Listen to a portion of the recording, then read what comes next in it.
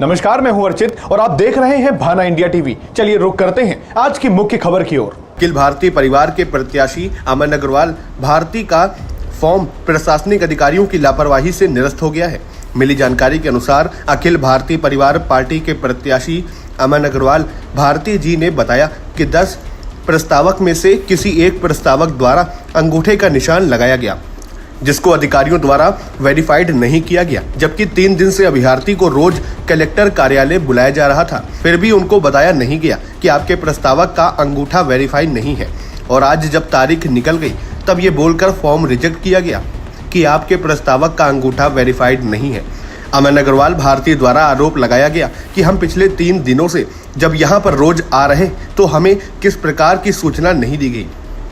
अमन अग्रवाल भारती द्वारा आरोप लगाया गया कि हम पिछले 3 दिनों से जब यहाँ पर रोज आ रहे हैं तो हमें किसी भी प्रकार की सूचना नहीं दी गई है और अधिकारियों की लापरवाही के कारण हमारा फॉर्म निरस्त कर दिया गया। ये गलती मेरी बताई जा रही है, जबकि यहाँ प्रशासनिक अधिकारियों का कार्य था और उनके इस लापरवाही से मेरा फॉर्म रिजेक्ट किया जा रहा है।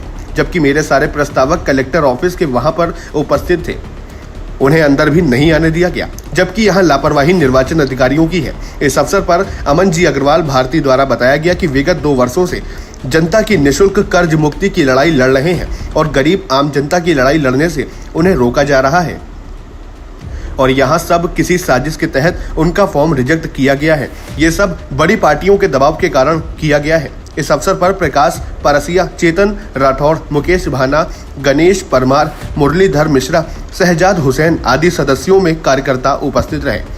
मंदसौर से कैमरामैन बाबूलाल चौधरी के साथ मुरलीधर मिश्रा की विशेष रिपोर्ट।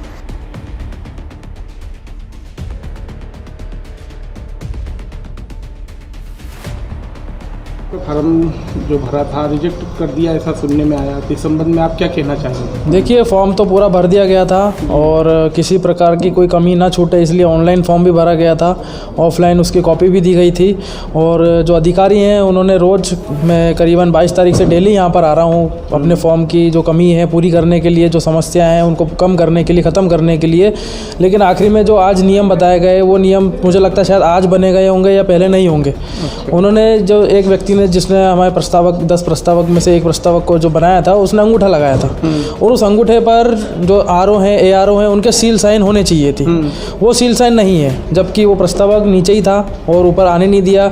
जब बड़ी पार्टी के लोग आते हैं, बड़े नेता आते हैं तो 10-10, 20-20 लोग ऊपर पहुंच जाते हैं। कोई रोकने टोकने वाला नहीं, ना शासन ना प्रशासन, कोई काम नहीं आता है, कोई नियम कायदे काम नहीं आते। लेकिन जब हमारे लोग आते हैं तो मात्र 10 लोग जो प्रस्तावक थे जिन्होंने साइन करा, उन्हें भी ऊपर नहीं आने दिया और उसमें से एक व्यक्ति नीचे रह गया जिनके अंगूठे थे। अब गलती मेरी ये है कि आरओ और एआरओ ने सील साइन नहीं करे, वो मेरी गलती है। जो नियम बताया गया है कि इस नियम से आपका फॉर्म रिजेक्ट किया गया है। तो फार्म जमा करने के बाद भी तो आप विगत 3 दिनों से यहाँ आ रहे हैं, तो उसके पहले भी नहीं बताया इन्होंने? सारी चीज़ें रोज़ चेक की जा रही हैं, सारी चीज़ें बताएं। आज बताया गया है कि आपके जो प्रस्तावक है उस पर आरओ और एआरओ के सील साइन नहीं है, जबकि मतलब जो अधिकारी बैठे हैं, जो रिजेक्ट करने के काबिल हैं, एक्सेप्ट करने के लिए हैं, बैठाए गए हैं, उन्हीं के सील साइन नहीं है और वो गलती मेरी है, इसलिए मेरा फॉर्म रिजेक्ट किया गया है। तो सर अब आपका अगला कदम क्या रहेगा? अगला कदम यही है, सीधे हाई कोर्ट जा रहे हैं, अभी पहुंच रहे हैं। वहाँ पर वकील साहब से बात हो गई है और तुरंत अभी केस कर दिया जाएगा। जो भी है PI लगाई जाएगी या जो भी लगाया जाएगा, जो भी कार्रवाई रहेगी हाई कोर्ट के माध्यम से करी जाएगी, वो आज 5 बजे से पहले कर दी जाएगी। मतलब कुल मिला के आपको साजिश के तहत?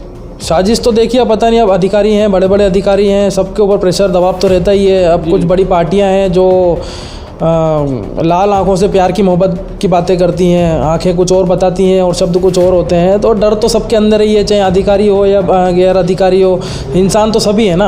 अब किसी भी प्रकार का दबाव हो सकता है। मैं तो ये स्पष्ट तो नहीं कह सकता हूँ कि गलती तो किसी से भी हो सकती है, इंसान से हो सकती है, लेकिन कोई अधिकारी लेवल का व्यक्ति जो दूसरों की गलतियाँ सुधारने का काम करता है, जो दूसरों की समस्याओं को ख़त्म करने का काम करता है, अगर वही ये गलती करेंगे तो सोचिए आने वाले देश में कितने ही लोग, अगर इतने बड़े लेवल के अधिकारी ये गलती करते हैं तो आने वाले समय में कितने जो छोटे अधिकारी जो छोटे लेवल पर काम करते हैं, कितने लोग परेशान हो रहे होंगे, उनकी कोई गिनती नहीं है।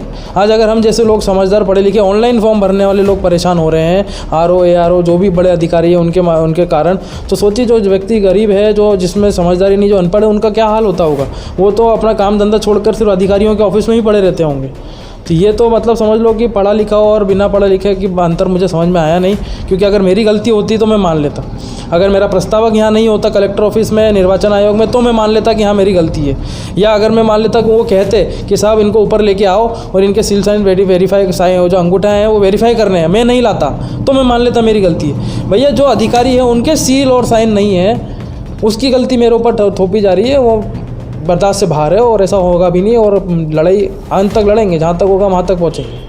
मंदसौर की जनता के लिए क्या कहना चाहेंगे? मंदसौर की जनता से मैं कहना चाहता हूँ भैया, अब चाहे नेता हो, बड़े पार्टी के नेता हो, छोटी पार्टी के नेता हो, अधिकारी हो या कोई भी हो, संभल के रहो। कोई अपना नहीं है, कोई सगा नहीं है। पहले अधिकारी का मतलब ये होता था आप आम जनता की अधिकार की रक्षा करना, और अब उसका मतलब ये हो गया है कि आम जनता पर अधिकार जमाना। तो ये दोनों तरीके के अधिकारी शब्द के जो अलग अलग पैमाने लिए जा रहे हैं, अलग अलग तरीके से उनको देखा जा रहा है, तो समय के अनुसार ये बदल गया है। अधिकारी आपकी रक्षा, अधिकारियों की रक्षा करने के लिए नहीं है, वो आप पे अधिकार जमाने के लिए है। तो समझ जाओ, पढ़ लो, शिक्षित हो लो। नहीं समझ में आता है तो अपनी आवाज़ उठाओ। चुप रहोगे तो आज आप परेशान होगे, बोलोगे तो आप खुद परेशान होगे। कीमत तो चुकानी पड़ेगी, बोलने की भी और चुप रहने की भी। चुप रहकर आप अपने आने वाली पीढ़ियों की कीमत चुकाएंगे, उनका सामना करेंगे। और अगर आपने आज बोला तो आज सिर्फ आपको परेशानी होगी, लेकिन आने वाली पीढ़ी सुखी रहेगी। तो बोलिए, बिना बोले कुछ काम नहीं होना है। चलिए सर, धन्यवाद।